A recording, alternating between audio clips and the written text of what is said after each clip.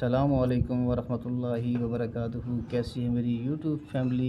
आज बच्चों के लिए मैं ये बबल गन लेके आया हूँ। इसकी अनबॉक्सिंग करते हैं और देखते हैं कि ये कैसे वर्क करती है। तो जो दोस्त नए हैं उनसे रिक्वेस्ट है कि चैनल को सब्सक्राइब कर लें और बेल आइकन को प्रेस कर दें। ये देखें जी, इसमें लिक्विड है यार। ये हमारी गन, इसमें सेल हमने पहले डाले हुए हैं। अच्छा जी, ये इसका है बटन।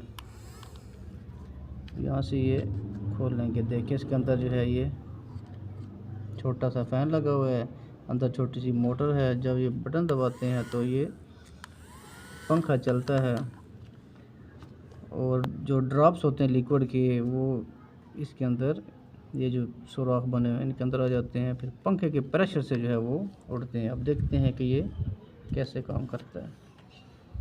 अब हम ये लिक्विड इसके अंदर डालेंगे। थोड़ा सा लिक्विड डालेंगे इसके अंदर।